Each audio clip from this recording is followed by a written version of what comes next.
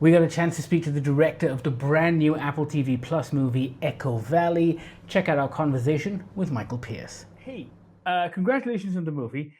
I have many, many questions, but can we talk about the pacing of Echo Valley? Because your movie has what I like to call pacing for grown-ups, which is something we don't get these days. And it had a real old school vibe to it.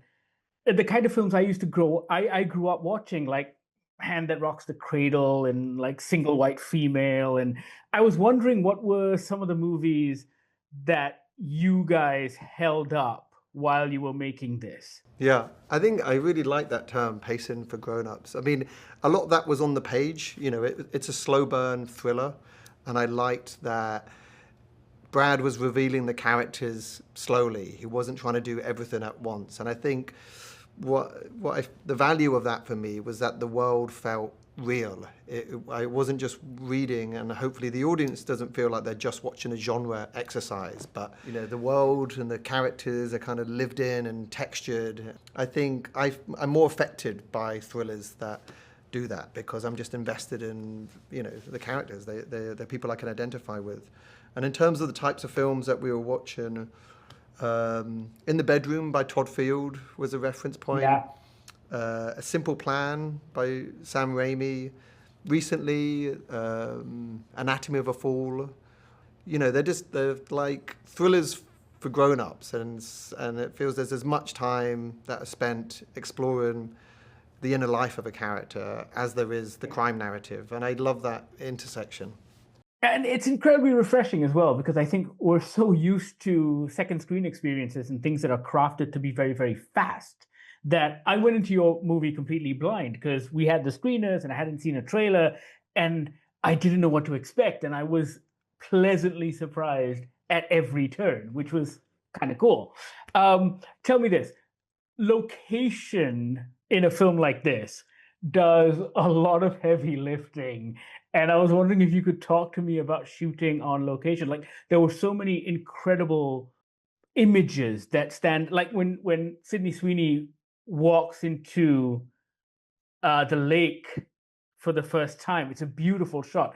And the shot alone is wordless, but it does so much heavy lifting. Could you talk to me about the location and how it kind of set the mood and the tone? Yeah, it was as important as casting a character in this film, particularly for the farm and the lake, because so much of the film is set in those two locations. They had to be rich in atmosphere and somehow like grounded in a reality, but still be evocative. And I felt like we'd seen every horse farm in New Jersey and Pennsylvania by the time we found the one that we shot at, because I had all these paintings of Edward Hopper and Andrew Wythe in my production office, and I was looking for something like that, which was a kind of idyllic house, kind of nestled within a valley.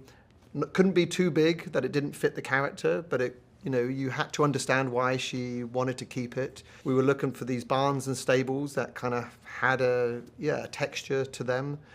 A lot of my references, I think, were like more Tarkovsky films than American movies for that atmosphere.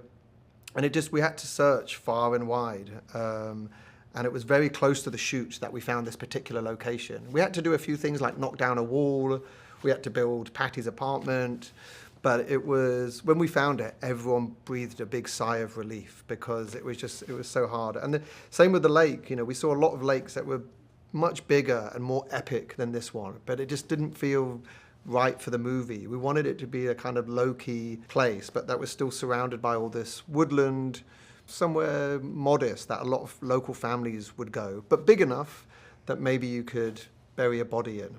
And so, again, it had a big checklist of things that we had to find. And so I think every lake in New Jersey we visited at some point.